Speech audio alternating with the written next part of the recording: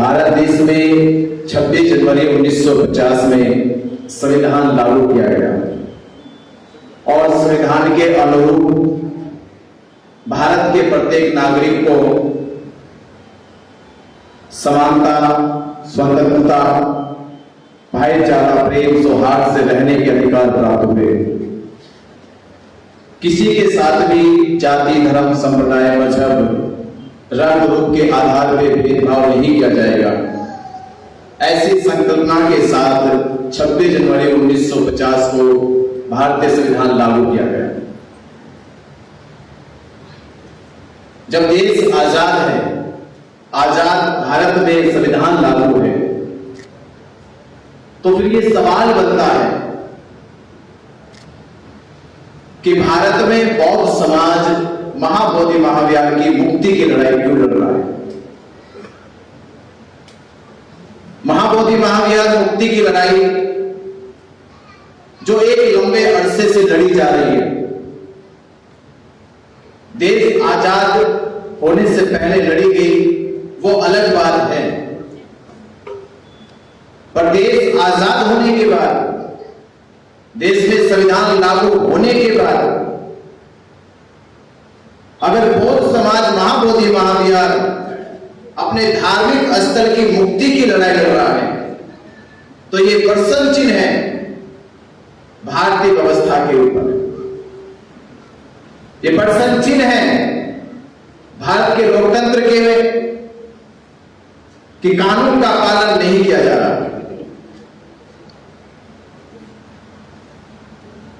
भारत के लोकतंत्र में इतना बड़ा अन्याय, या भारत के बाहर दुनिया में किसी भी देश में इतनी बड़ा समूह को नजरअंदाज नहीं किया गया। अगर हम इस्लाम की बात करते हैं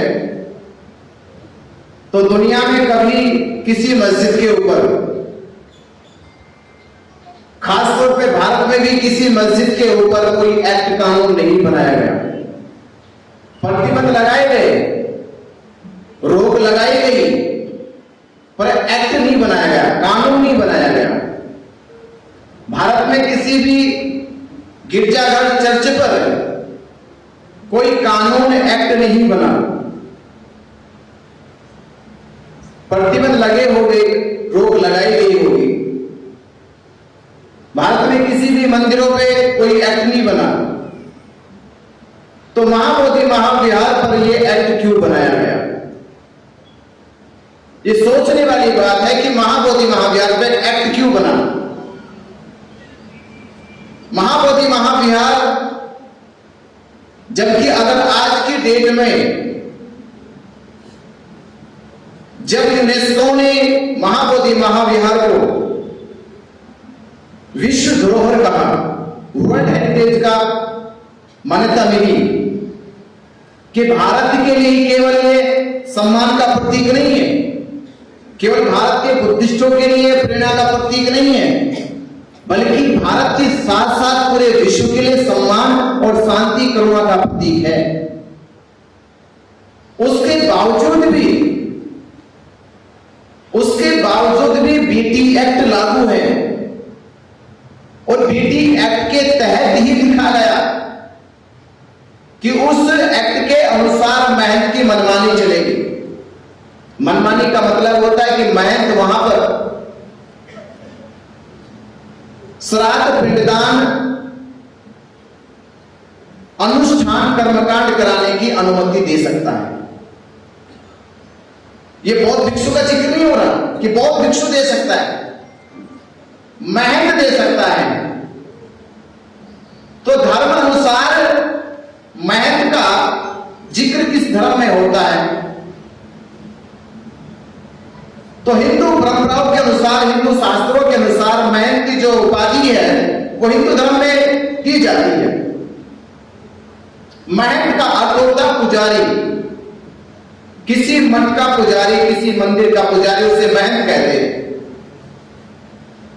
तो सवाल यह है कि क्या देश को नहीं मालूम था जब 6 जुलाई 1949 को ये पीटी एक्ट कानून बनाया गया और जिनकी अध्यक्षता में बना उस समय के प्रधानमंत्री पंडित जवाहरलाल नेहरू और डॉक्टर राजेंद्र प्रसाद देश के राष्ट्रपति, और राष्ट्रपति तो उस समय संविधान सभा के अध्यक्ष भी थे, उनकी मौजूदगी में उनको जानकारी है कि महाबोधि महाविहार जो आज लोग कहते हैं कि वहां शिवलिंग है, शिव का मंदिर है, शिव के अवशेष है। तो मैं पूछना चाहता हूं, उनसे कहा कि एक बार मेरे कुछ जो वहां के पढ़े लिखे ब्राह्मण थे वो आए कि आप कैसे ठुकरा सकते हो कि यहां शिवलिंग नहीं है, शिव का अस्तित्व नहीं है। तो मैंने उस महाजन से ये कहा कि आप मुझसे मत पूछो, तुम्हें लग सकता है कि मैं पक्षपात करूंगा, मेरी खुद में श्रद्धा है, विश्वास है, तो हो सकता मैं पक्षपात करूं, मुझसे मत पूछो। भारत के सर्वोच्च शिक्षा संस्थान, भारत की सर्वोच्च शिक्षा संस्थान दिल्ली यूनिवर्सिटी में चले जाओ और दिल्ली यूनिवर्सिटी के बाद जाना आप कोलंबिया ऑक्सफोर्ड यूनिवर्सिटी, और वहां जाकर केवल ये पूछना, जो बुद्ध के ऊपर रिसर्च करते होंगे, जो भारत कल्चर के ऊपर रिसर्च करते होंगे, उनसे ये पूछना कि भारत कल्चर में बोध गया जो स्थान का नाम है, जो बोध गया स्थान का नाम है, वो भारत और भारत के बाहर क्यों प्रसिद्ध है, क्यों विख्यात है, बोध गया का इतिहास किन से जुड़ता है। तो ऑप्शन देना उनको ऑप्शन देना, जैसे ऑप्शन आते उत्तर में कि क्या शिव से जुड़ता है, क्या राम से जुड़ता है, या विष्णु से जुड़ता है, या फिर बुद्ध से जुड़ता है। मुझसे मत पूछना। और वो स्कॉलर भी बुद्धिस्ट ना हो, वो स्कॉलर भी शेड्यूल कास्ट की ना हो, वो स्कॉलर भी आपके ब्राह्मण होने चाहिए। मैं तो कह रहा हूं आप ब्राह्मण स्कॉलर बच्चों से पूछो जाके, दिल्ली यूनिवर्सिटी के, हो सकता है आपको जानकारी ना हो, आप दिल्ली यूनिवर्सिटी के स्कॉलर से पूछो, ऑक्सफोर्ड कोलंबिया यूनिवर्सिटी के स्कॉलर से जाके पूछो कि बोध गया क्यों प्रसिद्ध है, तो उत्तर क्या मिलेगा। जो 4 ऑप्शन देगा, 4 ऑप्शन में वो कहेगा शिव के नाम से प्रसिद्ध नहीं है, राम के नाम से प्रसिद्ध नहीं है, विष्णु के नाम से प्रसिद्ध नहीं है, बोध गया प्रसिद्ध है कि सिद्धार्थ गौतम को संबोधि प्राप्त हुई, इसलिए बोध गया। तो तब तो मान लेना, आपको लगे कि मैं पक्षपात कर रहा हूं। जब आपके ही स्कॉलर कहेंगे कि बोध गया में शिव का कोई इतिहास नहीं है, क्योंकि हिंदू शास्त्रों में भी शिव के इतिहास को काशी और कैलाश में लिखा गया है, बोध गया का कोई जिक्र नहीं है। कोई शिव पुराण आगे दिखाओ, शिव पुराण में कहीं बोध गया का जिक्र हो, शिव पुराण में काशी और कैलाश का जिक्र होता है, राम का जिक्र कहीं करे कोई बोध गया में, तुम्हारे शास्त्र रामायण तो अयोध्या की बात करते हैं। रही दूसरे विष्णु पद की बात, जहां महाबोधि महाविहार परिसर में वो लोग पिंडा पुराने का श्राद्ध करने का जो कर्मकांड करते हैं, और जो आपने देखा था कि पहली बार जब महाबोधि महाविहार में उनसे ये सवाल पूछा गया कि महाबोधि महाविहार बौद्धों की आस्था और विश्वास का केंद्र है, दुनिया भर से बहुत लोग आते हैं ये सोचकर कि महाबोधि महाविहार जाएंगे, मन को शांति मिलेगी, थोड़ा सुकून मिलेगा, कुछ पल वहां रहेंगे तो तथागत बुद्ध के उस शांति में चिंतन कर सकेंगे, ऐसी आशा उम्मीद लेकर आता है।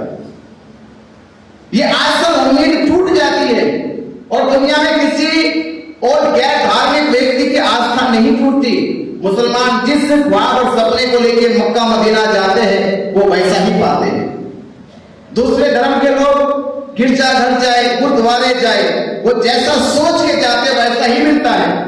पर दुनिया में भारत के बुद्धिस्ट और दुनिया के बुद्धिस्ट जो सोच के जाते हैं बोध गया महाबोधि महाविहार जाते हैं, वो उनको वैसा नहीं मिलता, वहां कुछ और मिलता है। वहां उनकी आंखों के सामने एक परिसर में पंडित पुरोहित पिंडदान, कर्मकांड, तमाम ऐसी आडंबर पूजाएं पाठन करते हैं जिनको देखकर हर एक श्रद्धालु का, उपासक का मन विचलित हो जाता है। तो ये सवाल पूछा गया उनसे कि तुमको ये अनुमति देता कौन है, किसकी अनुमति से आते हो? मैंने भी इतना पढ़ा कि आपके पिंडदान श्राद्ध करने की जो परंपरा है, हिंदू शास्त्रों में पिंडदान और श्राद्ध करने की जो परंपरा है, मरने के बाद यहां से जो भोजन पार्सल किया जाता है, जो पार्सल करने की जो व्यवस्था है कि मरने वालों को जो भोजन ना मिला हो, भूखे मर गए हो, जो बिना खाना खाए चले गए, तो उनको खाना भेजने की जो व्यवस्था दी है वो बोध गया महाबोधि महाविहार से 15 किलोमीटर दूर उनका हेडक्वार्टर खुला वहां पे विष्णुपद मंदिर। तो वहां पर पूरी रजिस्ट्री होती है कानूनी तौर पे, शास्त्रों के अनुसार, हिंदू धर्म के अनुसार। अगर किसी हिंदू की मृत्यु हो जाए, तो भोजन करके ना गया हो, भूखा ही मर गया हो, तो स्वर्ग या नरक तक भेजने के लिए विष्णुपद मंदिर को चुना गया, पर महाबोधि महाविहार को नहीं है। तो महाबोधि महाविहार में किसकी अनुमति से आते हैं? किसको यहां मोक्ष दिलाओगे, किसको यहां मुक्ति दिलाओगे? ये सब इसलिए होता है कि जब बीटी एक्ट बनाया गया, तो बीटी एक्ट में महंत के इशारे पे ये सब कुछ लिखा गया। महंत के इशारे पे लिखा गया। 1949 में भारत में बौद्ध समाज नहीं था जो ये जान सके कि बीटी एक्ट का कानून क्या है, इसमें क्या क्या शर्तें बनाएंगे, क्या क्या इसमें नियम बनाएंगे। पर आज बौद्ध समाज है, बौद्ध समाज को पता है कि बौद्ध परंपराओं का, शिक्षाओं का, संस्कारों का कैसे पालन होता है, ये महंत को नहीं पता। और खास बात उनके लिए एक और कहता हूं मैं, मेरी बात इसलिए उनको बड़ी बुरी लगी। मैंने कहा कि आज से 8वीं सदी में जब शंकराचार्य चला, हिंदू धर्म का सबसे सिरमौर, इसको हिंदू धर्म में सिरमौर माना जाता है, वो शंकराचार्य है। 8वीं सदी में शंकराचार्य जब अपनी यात्रा निकालते केरला से जम्मू कश्मीर से कन्याकुमारी तक की, तो उनकी यात्रा में पहला एजेंडा या उद्देश्य था कि वो भारत में फैली बौद्ध विरासत संस्कृति को मिटाना चाहते थे। उनका पहला उद्देश्य था। और वो अपने लोगों से कहते थे, हे, खासतौर पे ब्राह्मणों का जिक्र लेते हुए कि हे ब्राह्मणों,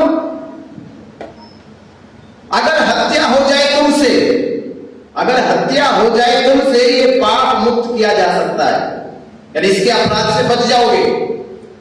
ऐसे अनुष्ठान है, ऐसे कोई विधि है कि इसके पाप से बच सकते हो। अगर चोरी डकैती हो जाए आपसे, तो इसके भी पाप से, अपराध से मुक्त हो सकते हो।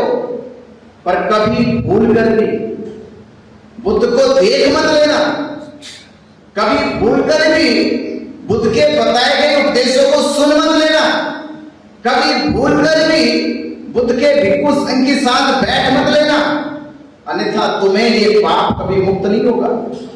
ऐसा डरा के चले गए। और अगर ऐसी गलती हो भी गई तो 7 जन्मों तक नरक भोगना पड़ेगा। इसका मतलब ये कि आप लोगों को तो आपके शंकराचार्य बुद्ध की परछाई से भी दूर रहने के लिए कहते थे, क्योंकि उनको मालूम था कि बुद्ध ने जो कहा है वो निमित्ती कहा है, अपना सब कुछ कहा है।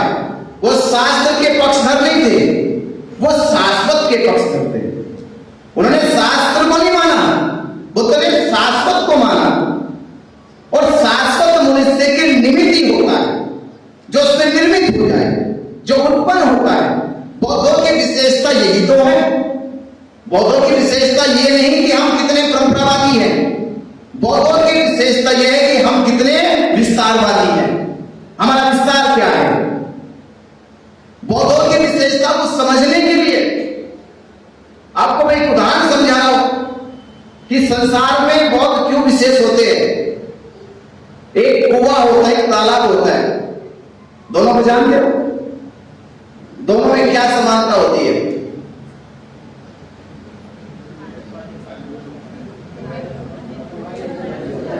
इतनी देर लगी सोचने में,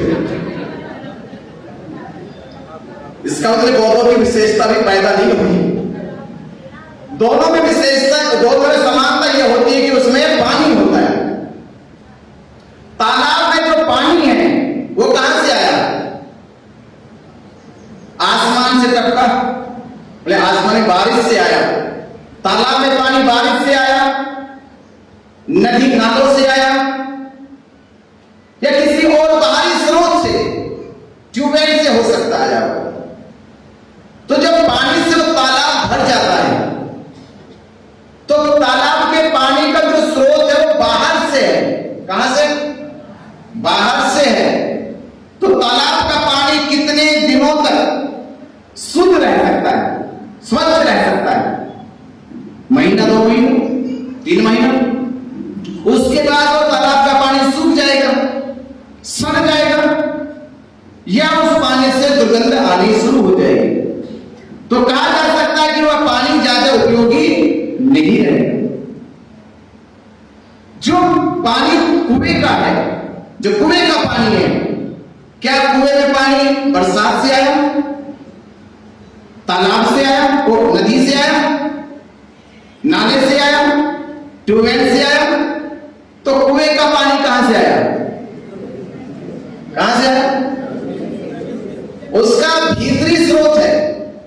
कुएं के पानी का स्रोत क्या है? भीतरी स्रोत है। तालाब के पानी का स्रोत बाहरी है और कुएं का पानी का स्रोत भीतरी है, अंदर से स्रोत हुआ। तो बौद्धों के अलावा दुनिया में जितने भी संप्रदाय धर्म हैं, कुआं और तालाब की भांति फर्क है इतना। जो तालाब है वो बौद्धों को छोड़ के जितने भी दुनिया में धर्म संप्रदाय है वो वैसे स्रोत अर्जित करते हैं जैसे तालाब पानी को करता है। और बौद्धों के ज्ञान की जो विशेषता है वो बाहरी नहीं है, वो भीतरी निमित्ती है।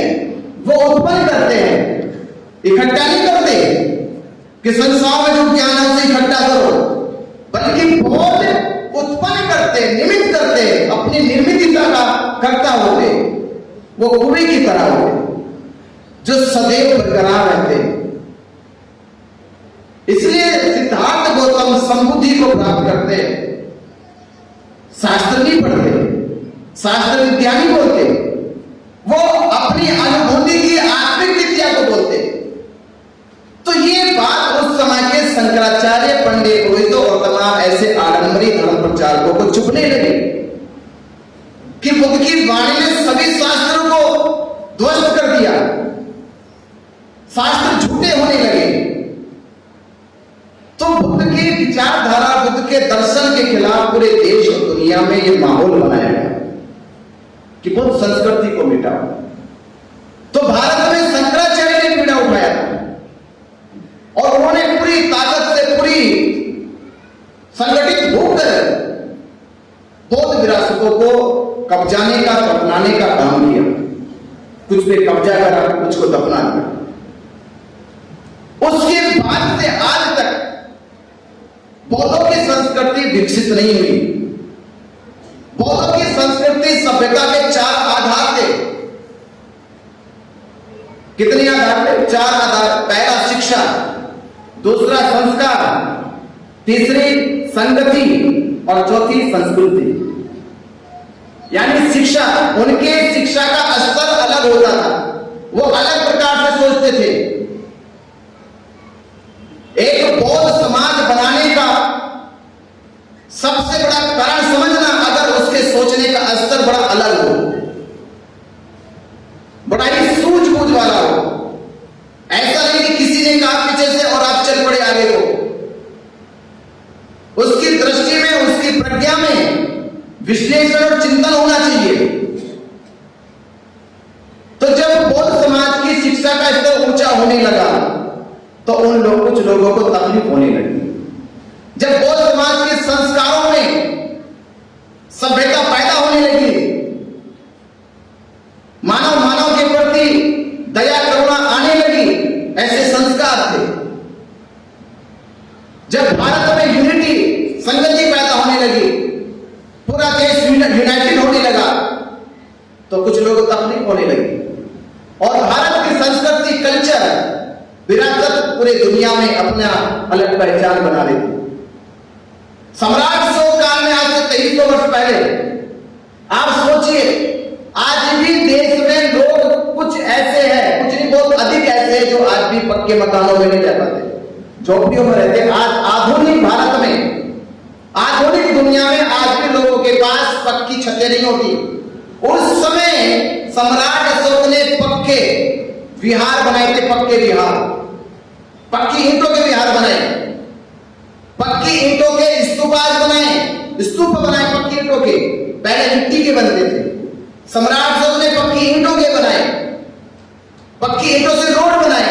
तो उस समय बौद्ध काल में सम्राट अशोक के शासन में इतना विकास भारत,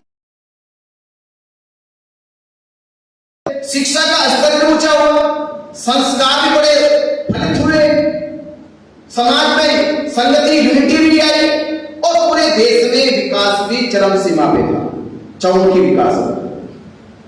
जब समाज विकसित होने लगा तो विकसित समाज से सबसे बड़ी चीज जो आडंबर पाखंड अंधविश्वास है वो खत्म हो जाएगी, और ये खत्म होगी तो चतुर चालाक लोगों के जो कहते कि धंधे हैं वो बंद हो जाएंगे। इसलिए उन्होंने लंबे समय तक षड्यंत्र करके बौद्ध विरासत को नष्ट करने का काम किया। और जैसे बाबा साहब अम्बेडकर के जब 14 अक्टूबर 1956 को दीक्षा हुई तो उसमें एक लाइन मुझे याद आती है कि किसी भी समाज की तरक्की का इस चीज से आंकलन मत करो कि वो कितना धनवान है। धनवान होने से किसी समाज की तरक्की का आंकलन मत करो। कोई समाज कितने अच्छे मकानों में रहता है, कितनी अच्छी गाड़ियां उसके घर में, इससे आंकलन मत करो, बल्कि किसी भी सभ्य और समाज का आंकलन इस आधार पर किया जाता है कि उसके संस्कार, सभ्यता और संस्कृति क्या है, इस आधार पर होना चाहिए। क्योंकि प्रेरणा कहां से लोगे? धन से सुविधा ली जा सकती है, धन से सुविधा ली जा सकती है, शांति नहीं ली जा सकती, सुकून नहीं मिल सकता, आराम नहीं मिल सकता, संतोष नहीं मिल सकता। तो अगर जीवन में संतोष चाहिए उसके लिए धर्म जरूरी है, धन जरूरी नहीं है। धन से सुविधा मिल जाएगी, किसी के पास सोना के आभूषण हो, पक्का मकान हो, गाड़ी भी हो, आपके घर में नौकरी भी हो सरकारी, क्या कोई गारंटी है कि आपको संतोष होगा? धन बहुत है तो संतोष नहीं हो सकता। इस दुनिया में बुद्ध ने कहा कि मैं ऐसा होगा, संतोष जरूर होगा, क्योंकि धन कुछ लोगों के पास हो सकता है। अगर धन से संतोष सुकून मिलता तो दुनिया में चंद लोग खुशी से जीवन जी सकते थे, पर बुद्ध ने कहा नहीं, धन एक ऐसी विरासत है कि इसमें धनवान से कोई संबंध नहीं है, राजा से कोई संबंध नहीं है, कर्मचारी से कोई संबंध नहीं। हर निचले से निचला स्तर का व्यक्ति भी धर्म के अनुसरण से जीवन में सुख शांति को प्राप्त कर सकता है। ऐसी व्यवस्था थी। तो वो जो वर्ण व्यवस्था का सुख था, जातियों का सुख था, वो सारी दीवारें टूट गई और एक सामान्य से सामान्य व्यक्ति के जीवन में भी एक आध्यात्मिक सुख पैदा हो गया, सामान्य से सामान्य स्तर के व्यक्ति के लिए। तो ये बात कुछ बड़े लोगों को करने लगी, तो ये धीरे धीरे धीरे धीरे बड़े लंबे परिवर्तन में बौद्ध विरासत मिटने लगी। और आज वर्तमान में यही बात है कि लूटी संस्कृति हमारी दासहीन बनाया था। किसी समाज को गुलाम कैसे बनाओगे कि लूटी संस्कृति हमारी दासहीन बनाया था, बहू बेटी और बच्चों को घर के बाहर जलाया था, आंखों से टप गए आंसू, कोई फरियाद सुनना पाया था, होता रहा शोषण हमारा, कोई अल्लाह ईश्वर देवी देवता भगवान आया था। अरे लिया जन्म भीम ने जगत में, पढ़ लिख कर अनोखा ज्ञान पाया था, तोड़ मनवा दी जंजीरों को, इस देश के शोषित पीड़ित समाज को आजाद बनाया। बाबा साहब अम्बेडकर ने अपना संकल्प पूरा किया। इकलौते थे, इकलौते उस समय 1916 में संकल्प लेते कि अगर मैं भारत के इन दीनहीन समाज को गुलामी की जंजीरों से मुक्त नहीं कर पाया, अगर नहीं कर पाया वो पीड़ा, जब बाबा साहब अम्बेडकर को क्लास के बाद बैठने में मजबूर कर दिया जाता था और पूरा दिन बिना पानी पिए पढ़ते थे, और एक दिन प्यास इतनी लगी कि उनको चक्कर आने लगे। घर पे गए, माता भीमाई से कहा कि मैं ऐसे रोज नहीं पढ़ पाऊंगा, रोज प्यासा रखा जाता है, मुझे पानी तक नहीं देते, क्या मुझ में और उनमें कोई अंतर, कोई भेद है? मैं भी मनुष्य हूं, वो भी मनुष्य है, तो मुझसे पानी पीने के बच्चे के साथ भेदभाव क्यों किया जाता है? तो माता भीमाई कहती है मनुष्य होने का भेद नहीं है, हमारे साथ जाति होने का भेद है। उनकी जाति अलग है, हमारी जाति अलग है, सकलों का भेद नहीं है, इंसानों का भेद नहीं है, जातियों का भेद है। तो उस समय बाबा साहब अम्बेडकर जी भी कहते थे कि मैं प्यासा रहकर पढ़ूंगा, पर मैं जब बड़ा होऊंगा मैं नहीं चाहूंगा कि मेरे आने वाले बच्चे बाद वो प्यासे रहकर पढ़े।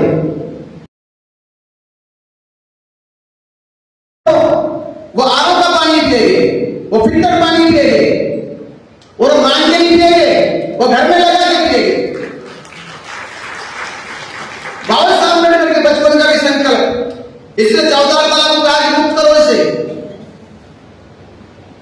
तो 1916 में अपने से कहते बाबा साहब अम्बेडकर कि अगर मैं अपने समाज को उस गुलामी की जंजीरों से मुक्त नहीं करा पाया तो शायद मरते समय मैं अपने आप को माफ नहीं कर पाऊंगा। वो संकल्प बाबा साहब अम्बेडकर ने अगले 40 सालों में पूरा करके दिखा दिया, और एक के बाद एक किया। 40 सालों में जो लड़ाई बाबा साहब डॉक्टर अम्बेडकर जी ने लड़ी वो नहीं हारी। वो आज लड़ाई जो महाबोधि महाविहार की क्यों पैदा हो गई?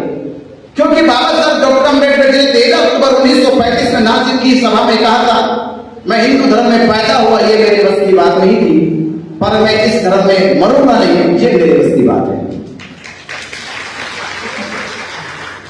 ये बात उन लोगों को पता चली, उन लोगों ने बाबा साहब अम्बेडकर जी की सोच पे सोचना कल्हाना शुरू कर दिया कि बाबा साहब अम्बेडकर जी किस धर्म की ओर जाने वाले हैं।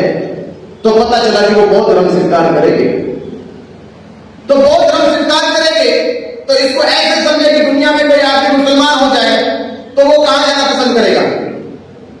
कहां जाना पसंद करेगा? Mecca Medina. उसका पहला ख्वाब सपना कहां जाए? मक्का मदीना जाए। कोई ईसाई हो जाए तो उसका ख्वाब होगा सबसे पहले वो यरूशलेम या वेटिकन सिटी के चर्च में चला जाए। अगर कोई सिख हो जाए तो वो अमृतसर के गुरुद्वारा मंदिर चला जाए। एक धार्मिक व्यक्ति की प्रवृत्ति होती है, जिस धर्म को स्वीकार करता है उस धर्म के प्रमुख केंद्र पर जाना चाहता है, ये उसका खिंचाव है, उस धर्म के केंद्र का ये आकर्षण होता है। तो बाबा साहब अम्बेडकर बौद्ध हो जाएंगे और लाखों अपने बौद्ध बनेंगे, तो लाखों अनुयायी अपने बौद्ध तीर्थ स्थलों पे कहां जाएंगे? बौद्ध में जाएंगे, सारनाथ जाएंगे, कुशीनारा जाएंगे, कपिलवस्तु जाएंगे, लुम्बिनी जाएंगे। तो जितने भी बौद्ध स्थल है वो वहां जाएंगे। तो बाबा साहब अम्बेडकर की ये बात उनको पता चलेगी। बाबा साहब अम्बेडकर संविधान सभा में पहुंच गए, संविधान लिखना शुरू कर दिया। तो ये बात जो मुझे बार बार खटकती है कि जब बाबा साहब अम्बेडकर संविधान लिख रहे और डॉक्टर राजेंद्र प्रसाद को पता है, पंडित जवाहरलाल नेहरू को पता है, तो संविधान सभा में संविधान लागू होने से 4 महीने 19 दिन पहले 4 महीने 19 दिन पहले डॉक्टर राजेंद्र प्रसाद, पंडित जवाहरलाल नेहरू और बिहार के राज्यपाल की अध्यक्षता में बीटी 6 जुलाई 1949 को बीटी एक्ट का अमल क्यों बनाया गया? इसकी खबर बाबा साहब अम्बेडकर जी क्यों नहीं दी गई? क्योंकि वो जानते थे कि अगर संविधान लागू हो गया तो संविधान के अनुच्छेद 25, 26, 30 तक जो धार्मिक समानता है, स्वतंत्रता है, उसके अनुरूप ये एक्ट खत्म हो जाएगा। और महाबोधि महाज्ञान पूर्णता बौद्धों को मिल जाएगा, क्योंकि अनुच्छेद तो वही करेगा। जितने भी अल्पसंख्यक धार्मिक हैं उनको धार्मिक उपासना, वंदना, पूजा और उनके धर्मस्थलों की पूरी आजादी है। तो संविधान लागू ना हो, और संविधान लागू होने से पहले उन लोगों ने ये एक्ट बनाया, और आज तक भी, आज की तारीख तक भी ये एक्ट संविधान में जोड़ा नहीं गया। ये जानकारी नहीं है जैसे जब कोई एक्ट बनता है तो संविधान में जोड़ना चाहिए। ये एक्ट आज तक भी संविधान में जोड़ा नहीं गया, बल्कि आज तक बिहार गवर्नमेंट को रखा गया एक रिजर्व कोटे में,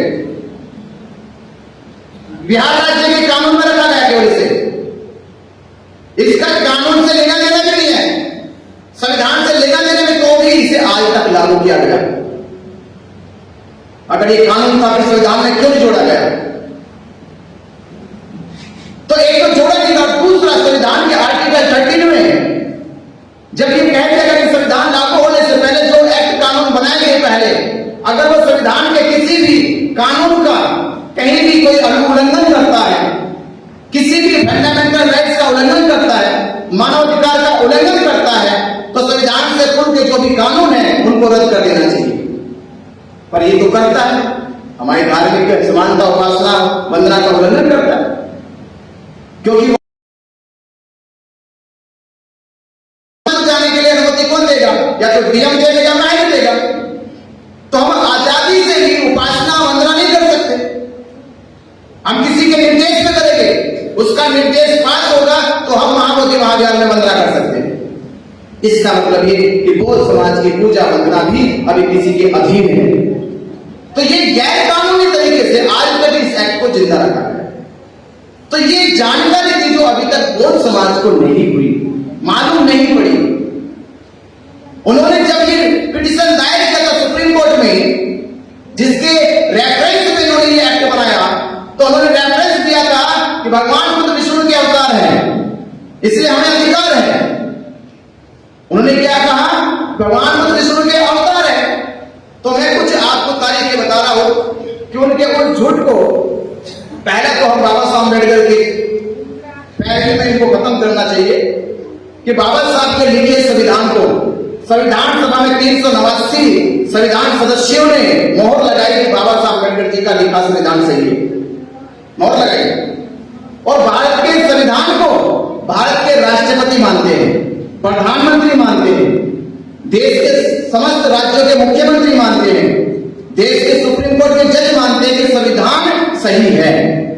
तो जब संविधान सही है तो संविधान को लिखने वाले बाबा साहब अम्बेडकर जी में शक नहीं किया जा सकता, उनकी विद्वानता पे, उनके ज्ञान पर, उनकी सोच पर शक नहीं किया जा सकता।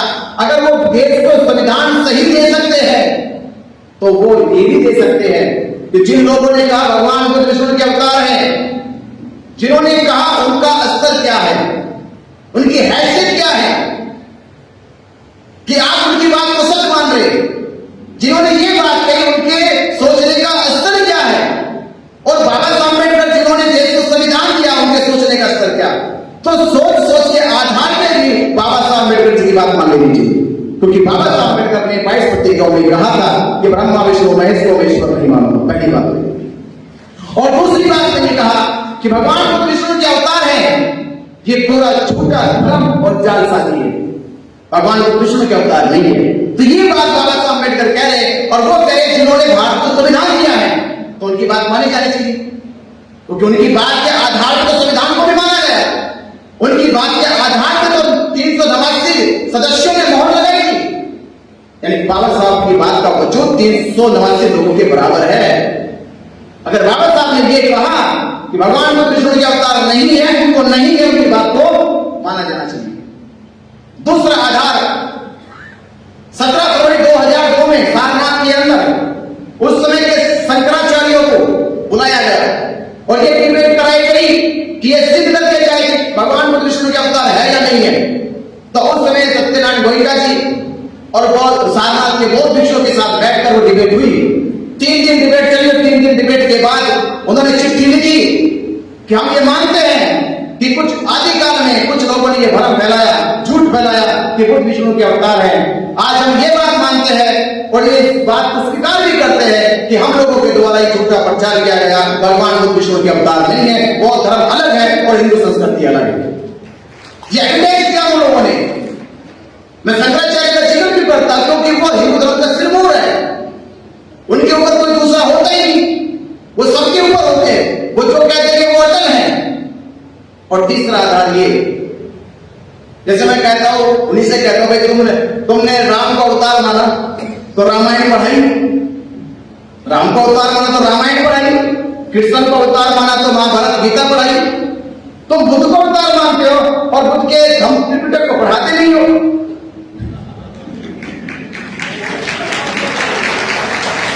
भाई बराबरी तो करो। जब राम के रामायण पढ़ा सकते हो, कृष्ण की गीता पढ़ा सकते हो, तो बुद्ध का त्रिपिटक क्यों नहीं पढ़ाते? यानी खतरा तुम्हें बुद्ध की शिक्षाओं से। बुद्ध की शिक्षा आ जाएगी तो रामायण और गीता दिखाई नहीं देगी वो भी। तो ये साजिश आपने जानबूझ के करी, क्यों करी? ये सारी साजिश के पीछे भी बुद्ध की साथ पूरी दुनिया लग चुकी थी, पूरी दुनिया बुद्ध की ओर जा रही थी, तो उनको साजिश तो करनी थी। तो इस सारी साजिशों का परिणाम हुआ।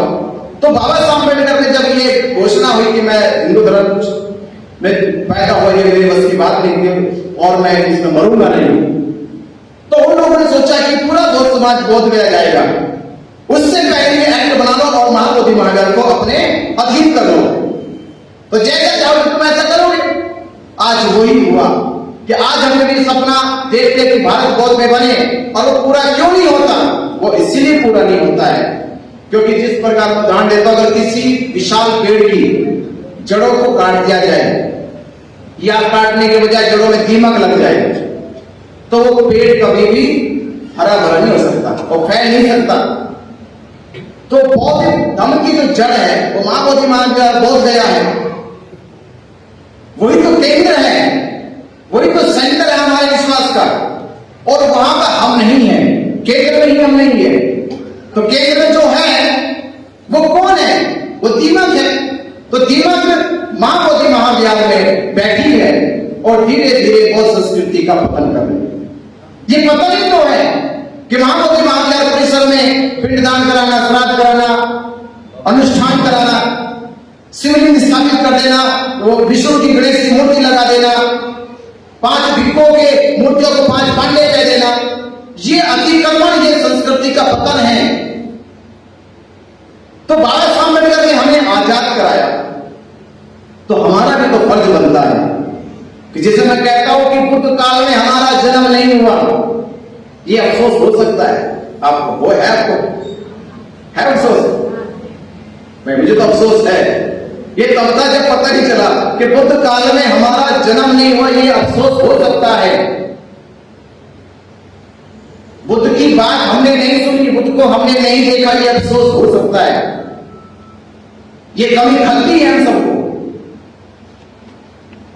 पर जहां सिद्धार्थ गौतम बुद्ध बने और बुद्ध बनने के बाद संसार भर के लोगों की पीड़ाओं को, दुखों को मुक्त किया, बुद्ध बनने के बाद तथागत ने संसार भर जनों के दुखों को, पीड़ाओं को मुक्त किया, बुराई को मुक्त किया, विकारों को मुक्त किया और हमें एक सुखी जीवन दिया। तो आज हम धन्य हैं, जो अफसोस कर रहे थे वो आज धन्य हैं कि 134 साल तक जो लड़ाई लड़ी जा रही थी और वो 134 साल में क्यों नहीं जीती गई? हो सकता है कि ये लड़ाई इस समय की पीढ़ी के कंधों पे आनी थी। तो आज आप धन्य हैं कि आपको इतना महान और पवित्र काम करने के लिए चुना गया, कि भले बुद्ध काल में जन्म ना हो पर बुद्ध विरासत के लिए हमें चुना गया। इससे बड़ा जीवन धर्म में क्या हो सकता है कि हम महाबोधि महावीर की मुक्ति के लिए लड़ाई लड़ रहे हैं और ये लड़ाई जीतेंगे। और इसलिए जीतेंगे क्योंकि इस बार इस आंदोलन की गति तीव्र इस कारण हो गई क्योंकि इस आंदोलन में बाबा साहब डॉक्टर अम्बेडकर की सोच को लेकर जो लोग जुड़े हैं और वो धर्म खत्म हुआ उन सामंतवादी लोगों का जिन्होंने हमारे धर्मपाल को भारत में बदनाम करने की कोशिश की थी, उन लोगों का भ्रम खत्म हुआ जिन्होंने भदन सुरेश को बदनाम करने की कोशिश की थी कि वो श्रीलंका से आए हैं, वो जापान से आए हैं। इस बार उनका यह भ्रम टूट गया कि इस बार श्रीलंका जापान से नहीं भारत से आए हैं। तो वो अब इस बार देश में भ्रम पैदा नहीं कर पाएंगे। तो महाबोधि महाज्ञान मुक्ति का आंदोलन, मैं इसलिए एक और कह रहा हूं आपसे कि आने वाले बच्चे आपके घर में जब जन्म ले और वो बड़े हो तो वो गर्व से और फख्र से कह सके, लोगों की आंखों में आंखें डालकर, कि मेरा जन्म उस घर में हुआ है जिन्होंने महाबोधि महाज्ञान मुक्ति का आंदोलन चलाया था। वो अपने बौद्ध होने पर गर्व करे, वो आपके घर में जन्म लिया ये गर्व करे। और मैं ये कह रहा हूं आपसे, एक बौद्ध उपासक के रूप में और हमारा भिक्षु के रूप में जीवन में इससे बड़ा उद्देश्य और हो क्या सकता है कि अगर हमने महाबोधि महाज्ञान मुक्ति, इससे बड़ा और कुछ उद्देश्य होगा क्या? 2300 साल पुराने विरासत सम्राट अशोक ने जब बनाया था, वो सपना देखा होगा कि ये स्थल केवल महाबोधि महाविहार नहीं, पूरी दुनिया के लिए प्रेरणा का स्थल है, प्रेरणा का केंद्र है। यहां से लोग प्रेरणा लेकर जीवन परिवर्तन करेंगे और जीवन परिवर्तन करके प्रगति के मार्ग पर जाएंगे। तो महाबोधि महाज्ञान पूरे संसार के लिए आया, तो हमें चुनना जा रहा और पूरा विश्व, पूरे विश्व के बौद्ध समाज के लोग आप पे ऋणी रहेंगे कि जो लड़ाई सदियों से लड़ी जा रही है उस लड़ाई को आपने जीत में बदल के रख दिया, वो लोग ऋणी रहेंगे आप। तो मेरी आपसे गुजारिश, निवेदन, विनती यही है कि दो तरह के, मैं बोध गया मैं कहता था कि एक मानसिक मुक्ति होती है, सोच की मुक्ति, कि जो अपने मन से विकारों को निकाल देता है, सभी प्रकार के संस्कारों का, सभी संस्कारों को मिटा देता है, नष्ट कर देता है, उससे निर्वाण की प्राप्ति हो जाती है। मैं बोध गया मैं कहता था कि जितने बौद्ध भिक्षु यहां धर्मस्थल में बैठे हैं, इनका बैठना और महाबोधि महाज्ञान की मुक्ति होना भी एक निर्वाण की प्राप्ति है, क्योंकि उनके मन में एक जो सोच बनी हुई है, कब मुक्त होगा, कब मुक्त होगा, इससे बड़ा और कुछ और नहीं सोचते, यही ज्यादा सोचते हैं।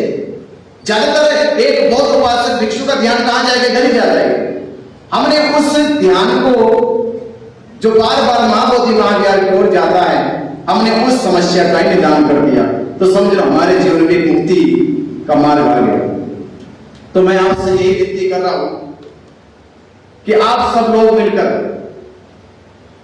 हमें ज्यादा बड़ा काम नहीं, जो 134 साल में नहीं हुआ वो काम करना है। सबसे बड़ा काम है कि हमने 134 साल में देश भर में अब तक ये मालूम ही नहीं कराया कि बीडी एक्ट क्या है। 76 साल हो गए इसे लागू हुए, 76 साल हो गए, पर आज तक देश के, चलो जो पढ़े लिखे लोग हैं उनको भी मालूम अब तक नहीं हुआ, कुछ तो वकीलों को भी मालूम नहीं कि बीडी एक्ट क्या होता है। मैं सुप्रीम कोर्ट में जब गया तो सुप्रीम कोर्ट के वकीलों को भी नहीं पता था कि बीडी एक्ट क्या है। वो कह रहे हमने तो पहली बार सुना, भक्ति जब आपने इसका आंदोलन चालू किया, ये बीडी एक्ट क्या होता, गूगल करने लगे, पेपर निकालने लगे इसके कि बीडी एक्ट क्या होता है। महाबोधि महाविहार मुक्त क्यों होना चाहिए ये बताना होगा, क्यों होना चाहिए। 76 सालों में भिक्षु संघ बैठा है, देश विदेश के भिक्षु आते हैं। महाबोधि महाज्ञान जो पूरी दुनिया के लिए सबसे पवित्र है, आज तक बीटीएमसी जो कमेटी वहां बनाई गई है, कमेटी के द्वारा आज तक बौद्ध भिक्षुओं के लिए प्रशिक्षण केंद्र नहीं बनाया गया, प्रशिक्षण केंद्र नहीं बना। तो जब भिक्षुओं को शिक्षा का केंद्र नहीं होगा तो विद्वान और समझदार और बुद्धिमान भिक्षु कहां से आएंगे। और जब भिक्षुओं की संख्या कम हो जाएगी विद्वानों की, तो भारत को बौद्ध में कैसे बनाएंगे। भारत को बौद्ध बनाने के लिए विद्वान भिक्षु चाहिए, समझदार भिक्षु चाहिए, और विद्या सर्जन करने के केंद्र नहीं हमारे पास। आप देखिए थाईलैंड छोटे से देश में कितना बड़ा विहार बनाया, संघ लगाया, ट्रेनिंग लेते हो फिर चले जाते हैं। वहां तो तथागत उनको ज्ञान भी प्राप्त नहीं हुआ, महापरिनिर्वाण भी नहीं हुआ, पहला उपदेश भी नहीं दिया, उसके बावजूद भी उन्होंने इतना बड़ा विहार बना दिया। और जिस भारत में संबोधि प्राप्त हुई, महापरिनिर्वाण प्राप्त हुआ, पहला उपदेश दिया, वहां आज भी बहुत समाज देख रहा है कि इसका परिवर्तन कब होगा। हमसे ज्यादा तो नेपाल की सरकार निकल गई। नेपाल ने लुम्बिनी को 5 किलोमीटर रेडियस खाली कर दिया। कोई बिल्डिंग नहीं बन सकती, कोई मार्केट नहीं लग सकती, कोई नया निर्माण नहीं हो सकता। 1600 ईस्वी में महाबोधि महाविहार के नाम 15,000 एकड़ जमीन थी। 1600 ईस्वी में, 1606 ईस्वी में जब दाखिल दिया गए, सबूत दिए गए, उसमें 15,000 एकड़ जमीन का रिकॉर्ड था। उसके बाद जब 6 जुलाई 1949 को रिकॉर्ड बनाया गया तब 5,000 एकड़ जमीन का रिकॉर्ड बनाया गया। पर आज भी 5,000 एकड़ जमीन होने के बाद भी 5 बीघा जमीन नहीं महाबोधि महाविहार के पास, क्योंकि बौद्धों को पता ही नहीं है। हमको केवल जाना है, हाथ जोड़ के फिर वापस आ जाना है। मैं तो कह रहा था कि भाई जब मैंने पूछा वहां जाके पंडों से, तो भाई किसने अनुमति दी घुसने की है, किसकी अनुमति से करते हैं श्राद्ध पिंडदान, क्या होगा इससे, कितनों को मुक्ति दिला दी, कितनों का भोजन ट्रांसफर कर दिया, कोई डेटा है तुम्हारे पास, रिटर्न तो दो हमें भी। तो मेरे पूछने से उन लोगों में इतनी दहशत पैदा होगी कि वो सीधा डीएम के पास पहुंच गए, और सीधा डीएम के पास पहुंचे, कहा कि देखो हमें धमकाने आए थे अंदर, बोले कि महाबोधि विहार से बाहर निकलो, हमें मारने की धमकी दे रहे। वो 6 मार्च को मेरे ऊपर मुकदमा करा पहला उन्होंने, पहला मुकदमा मेरे ऊपर 6 मार्च 2025 में हुआ। मेरे ऊपर मुकदमा हुआ, ये अलग बात है। वहां डीएम ने ये कहते कि अब अंदर मोबाइल लेके कैमरा लेके नहीं जा सकते। मैं सोचने लगा यार, मेरे एक आदमी के पूछने से ये प्रशासन में, इन पंडों में तो बड़ी हलचल मच गई। अगर हम 76 सालों से हर 2 फीट से जाके पूछता तो देश के पंडों में हलचल मच जाती। तो मीटिंग एक्ट तो बाद में रद्द होता, ये पहले छोड़ के चले जाते। लेकिन रोज रोज किसके सवालों का जवाब दोगे, रोज रोज कैसे जवाब दोगे? रोज हजारों लोग आते हैं, हजारों लोग एक ही बात पूछेंगे, किसकी अनुमति से आए हो, किसने भेजा तुमको यहां पर, कितनों को मुक्ति दिला दी, कितनों को खाना ट्रांसफर कर दिया। अभी जवाब उनके पास होता नहीं, और कितनों का कोई जवाब देगा तंग होके छोड़ के चले जाते। पर हमें ऐसा नहीं किया, हमने तो कहा कि जाना और आना है। तो बोध होने का मतलब था कि हम जागरूक हो, जाने हमने विरासत संस्कृति के बारे में। तो ये पता अब चला कि हमारी संस्कृति विरासत क्या है। तो इसके लिए हमें देश भर में जागरूक करना बस। तो आने वाली 12 फरवरी 2026 तक हमने एक लक्ष्य बनाया। जब आंदोलन 12 फरवरी 2025 को चालू हुआ, 29 फरवरी को पहली बार आंदोलन हटाया गया। मालूम है आपको? मालूम है? मैं 29 तारीख को दिल्ली कॉन्फ्रेंस के लिए जा रहा था। मुझे नहीं पता कि प्रशासन मेरा इंतजार करता था कि मैं हटूं और वो धरना हटाए। प्रशासन को इंतजार रहता था कि बिना चारे निकले और हम धरना हटाए। तो पहले 29 फरवरी को मैं दिल्ली कॉन्फ्रेंस के लिए जा रहा था। उसी रात 1 बजे उन्होंने, प्रशासन ने आके बहुत भिक्षुओं को डिटेल कर लिया, हॉस्पिटल जाके छोड़ दिया। मुझे फोन गया, मैं वापस फिर आया, सुबह पहुंचा, और सुबह पहुंच के हमने फिर धरना स्थापित किया। हमने कहा कि आने वाली बुद्ध पूर्णिमा पे हम देश में ये इतिहास बनाएंगे कि आज तक भारत में मुसलमान एकजुट हुए, हिंदू एकजुट हुए, ईसाई एकजुट हुए, सिख एकजुट हुए, पर भारत में लाखों की संख्या में बौद्ध एकजुट नहीं हुआ। तो 12 तारीख को 12 लाख बौद्धों को एकजुट करके महाबोधि महाविहार मुक्त कराएंगे, ये संकल्प लिया हमने।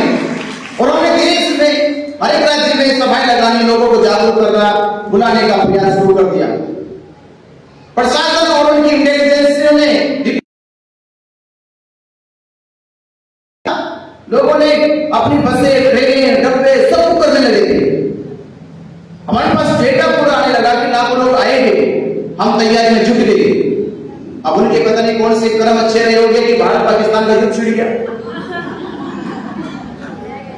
वो रोज तलाशते होंगे, कुछ तो निकले, कैसे रोके इनको। तो उनके कुछ कर्म अच्छे रहे होंगे, भारत पाकिस्तान का युद्ध छिड़ गया और वो युद्ध की सीमा बहुत गया बना दी। ऐसे पेश किया, मैं तो भारत हमारे साथियों के साथ मिलकर ऐसे पेश किया कि जैसे भारत पाकिस्तान की युद्ध की सीमा बोध गया में हो, वो नहीं गिरेगा। डरा दिया पूरा उन्हें कि धरना स्थगित करो, युद्ध हो रहा है। ऐसी स्थिति में हमें धरना स्थगित कर देना चाहिए। तो हमारे साथियों को लेकर उनसे अपना चिट्ठी विट्ठी लिखवानी पड़ी। मुझे सोशल मीडिया पर खबर मिली, मैं पास के जिले में प्रचार प्रसार कर रहा था, वापस गाड़ी लेके आया, रात के 11 बजे पहुंचे हम धरना स्थल पे। तो देखा फोर्स लगी पड़ी थी धरना हटाने के लिए। 9 तारीख को 9 मई को पुलिस हटाने की तैयारी करके हम पहुंचे, मीडिया हमारे साथ, पूरे लोग साथ में थे। तो हमने प्रशासन से कहा, पहले तो मुझे ये बताए कि आप बोध गया में या गया डिस्ट्रिक्ट में केवल खतरा धरना स्थल से है कि भारत पाकिस्तान के युद्ध का केंद्र धरना स्थल बनेगा? अगर ये केंद्र है तो हम हटा लेते हैं, आज ही हटा देंगे। और दूसरा ये बताओ, जब यहां पे हमला होगा तो वो हमला कालचक्र मैदान में नहीं होगा। यहां से 2.5 किलोमीटर दूर कालचक्र मैदान में भी आपने प्रोग्राम करने की अनुमति दे रखी है और अभी तक आपने उनकी अनुमति रद्द नहीं करी। जब राष्ट्रीय सुरक्षा का हवाला है तो केवल धरना स्थल क्यों, कालचक्र मैदान भी होना चाहिए। और कालचक्र मैदान ही क्यों, पूरा बोध गया और गया जिला होना चाहिए। गया जिले के सारे कार्यक्रम रद्द कर देने चाहिए। तो हम आपकी बात से सहमत हैं, पर धरना स्थल स्थगित हो तो ये तो चाल है, ये साजिश है कि हमारे भोले भाले लोगों को तुमने इनसे चिट्ठी लिखवा ली तो हम इनका प्रस्ताव नहीं मानते। इन लोगों को नहीं पता कि आज 9 तारीख है, कल 10 है, फिर 11 और 12 तारीख को पूरे देश से वोट समाज आने वाला है। तो जो भी निर्णय होगा वो हम अकेले नहीं लेंगे। जब समाज आ जाएगा तब निर्णय लिया जाएगा कि आंदोलन स्थगित होगा या आंदोलन चालू होगा। उस रात जिस रात पुलिस तैयारी करने आई थी आंदोलन हटाने की, उस रात आंदोलन हटाने के बजाय पुलिस वापस थी। क्योंकि हमारा उस समय जो स्टाइल का कहने का उनको अजीब और गरीब था पूरा, तो धरना नहीं हटा। उसके बाद में कैसे हटेगा? तो 12 तारीख को उन्होंने बहुत साजिशें रची। हमको ये वहां से महाबोधि महाविहार तक शांति मार्च निकालना था, बोले कि आपके ऊपर मुकदमा कर देंगे। मैंने कहा मुकदमा पहले भी कर चुके, रिपोर्ट कर दो, पहले भी तो कर चुके, एक बार और करो। पर हम शांति मार्च निकालेंगे, महाबोधि महाविहार जाएंगे, वहां वंदना करेंगे, और हम गए। तो उस दिन हिंसा हो, दंगा हो, उन्होंने राज्यपाल से शिवलिंग पूजा कर कि बौद्धों की आस्था को ठेस लगेगी, ये हिंसा यहां धरना देंगे, ये इसका विरोध करेंगे, और विरोध करेंगे तो पुलिस लाठीचार्ज करेगी। तो इसके कारण धरना खत्म हो जाएगा। पर हमने सोचा आज बुद्ध पूर्णिमा शांति से काम लो, कुछ नहीं करते, तो हमने पूरा दिन शांति से, ये घटना के साथ साथ 2 घटना घटी थी और दुर्गेश्वरी पहाड़ी पे हमारे लोगों के साथ मारपीट हुई, पूरी तरह से सर फोड़ेंगे, पीटा गया उन्हें। उस समय तो मुझे थोड़ा आया गुस्सा, मैं चल भी पड़ा था। इंस्पेक्टर ने कहा कि आपको जाना नहीं तो दंगा हो जाएगा, मैं फोर्स भेजता हूं वहां पे, मैं शांति व्यवस्था बनाता हूं, उसने बनाई नहीं। तो 12 तारीख को भी चांस थे कि वहां झगड़ा हो, पर हमने झगड़ा ना हो, बहुत धैर्य बनाया, अनुशासन रखा कि आज झगड़ा ना हो, बहुत पूर्णिमा है। 12 तारीख बीतने दो, पर उनकी मंशा, उनकी चाल कुछ और ही थी। 13 तारीख को फिर से उन्होंने साजिश रखी, महाबोधि महाविहार परिसर के अंदर बौद्ध उपासिका जो महाराष्ट्र नागपुर से गई थी या कुछ अलग अलग जिलों से गई थी, उनके सामने कुछ लोगों के गुंडे सिविल ड्रेस में पुलिस वालों ने जय हनुमान जय श्री राम के नारे लगाए, जिसके विरोध में बौद्ध उपासिकाओं ने जय भीम नमो बुद्धाय के नारे लगाए, और उनमें विवाद पैदा इतना हुआ कि महिला के साथ मारपीट की गई। तो उनको बाहर लेके आए मारपीट घसीटते हुए, जिन्होंने फोन किया फिर हम लोग पहुंचे वहां पे, पुलिस के ऊपर हमने दबाव बनाया कि पुलिस के लोगों ने ऐसा किया, जिनको यह सुरक्षा के लिए रखा गया था, वही लोग यहाँ पे ये मारपीट कर रहे। एफआईआर दर्ज होनी चाहिए, ये देखते देखा कि और लोग आगे फिर से जय हनुमान जय श्री राम के नारे लगाने लगे। उसी विवाद में थोड़ा बहुत विवाद पैदा हुआ और हम समझ गए थे कि ये बड़ी साजिश षड्यंत्र रचा गया, इसलिए बात को थोड़ा सा शांति के तरीके से ही हमें इसे निपटारा करना चाहिए, नहीं तो हिंसा ज्यादा बढ़ गई तो मामला जो ये चाहते वो हो जाएगा, क्योंकि ये चाहते कि हम विरोध करें, झगड़े यहाँ पे हो रही लोग धरना खत्म करें। हम किसी तरह से वहां निकल के आ गए और फोर्स देखते देखते पूरी लगता है कई गाड़ियां फोर्स तैयार करी और रात के 1 बजे हमें उठा गए ये कहकर कि हिंदू संगठन के लोग आपको मारने की खोज कर रहे हैं, आपको मारना चाहते हैं, आपको हमला करना चाहते हैं, तो आपकी सुरक्षा को लेकर हम आपको डिटेल करते हैं, 1-2 दिन रखेंगे। तो वो लेकर चले गए मुझे गया डिस्ट्रिक्ट, वहां तक आप पूछताछ में दुनिया भर के 2-3 घंटे जब तक ये नहीं हटेंगे तब तक धरना नहीं हटने का, और हटा ही जब तक हमने तब तक धरना हटा नहीं सके। हमारे जेल जाने के 2 दिन बाद ही आप सोचिए, मैं समाज से गया तो समाज को पूछना चाहिए कि अब तो भारत पाकिस्तान का युद्ध भी नहीं था, 15 मई को भारत पाकिस्तान का युद्ध भी नहीं था, माहौल भी गर्म नहीं था, माहौल तो मेरी वजह से गर्म था और मैं चला था। तो पूछना चाहिए था, जो लोग कह रहे हैं कि जो धरने के लीडर बनते थे वो धरना क्यों हट गया? तो धरना इसलिए हट गया क्योंकि बिना चारे को हटा दिया पहले। अगर मैं होता तो धरना नहीं हटता। तो ये चीज हमें समझ में आई कि धरना हट गया, हमने जेल से निकलने के बाद अब धरना खत्म किया है, पर हम देश में आंदोलन को खत्म होने नहीं देंगे। धरना को खत्म दोबारा रखा जा सकता है, पर इससे बड़ी ताकत आंदोलन की होती है। तो तब से हमने संकल्प लिया कि अब हम देश के ये धरना क्यों हटाया गया, जेल क्यों भेजा गया, समाज में क्यों मार, तो अब हमें ये काम करना है कि आने वाली 12 फरवरी 2026 तक ये लक्ष्य बनाकर कि भारत के बुद्धिस्ट अम्बेडकरवादी बहुजन समाज को जागरूक करना है। महाबोधि महाविद्यालय क्यों मुक्त होना चाहिए, बीटीए क्यों रद्द होना चाहिए, इन सब तथ्यों को आधारों को लेकर समाज को जागरूक करना है और 12 फरवरी 2026 तक हमें समाज को एकजुट करना है। और जब समाज एकजुट हो जाएगा तो हम सुप्रीम कोर्ट के जजमेंट को भी दोहराएंगे कि आपने राम मंदिर के पक्ष में फैसला इस आधार पर दिया था कि 1 करोड़ हिंदुओं की आस्था का मामला है, जबकि राम मंदिर के पक्ष में ना तो सबूत मिले ना अवशेष मिले, फिर भी आपने राम मंदिर के पक्ष में फैसला दिया केवल ये आधार मान के कि 1 करोड़ हिंदुओं की आस्था का मामला है। तो जब भारत के बुद्धिस्ट भी एकजुट हो जाएंगे, करोड़ों की संख्या में एकजुट हो जाएंगे, तो कहेंगे कि ये मामला अब महाबोधि महाविद्यालय सरकार का नहीं है, ये भारत के करोड़ों बुद्धिस्टों की आस्था का है। अब मुक्त होना चाहिए और बीटीए रद्द होना चाहिए। तो आज ये काम हमें करने की लगा के कोशिश करनी चाहिए कि हम एकजुट होकर महाबोधि महाविद्यालय मुक्त करें। बात समझ में आया? कितना भाई, कितना समझ में आई? सब बात समझ में? तो सब एकजुट करोगे, 12 फरवरी 2026 तक एकजुट कर देना सबको, कर दोगे पक्का? भले ही जन्म काल में ना हो और बुद्ध विरासत को बचाने के लिए जन्म हुआ। तो और एक बात और विनती है, मेरी निवेदन है, अगर मानोगे तो मानोगे, 2 सितंबर को चैत्य भूमि आना है। कहां है? तो चैत्य भूमि में क्या है? परम पूज्य बाबा साहब डॉक्टर अम्बेडकर जी की अस्थियां है। तो यात्रा 17 अगस्त 2025 को नागपुर की दीक्षा भूमि से प्रारंभ की गई और चैत्य भूमि 2 सितंबर को पहुंचेगी और वहां चलकर हम लोग कि पूरे देश के बौद्ध समाज को बुला रहे कि वहां पहुंचकर बाबा साहब डॉक्टर अम्बेडकर सामने कसम खाए, संकल्प ले कि बाबा साहब अम्बेडकर आपने हमें धम्म देकर उन दरिद्र भरी जिंदगी से मुक्त किया है, हम आपको महाबोधि महाविद्यालय मुक्त करा के देने का काम करेंगे।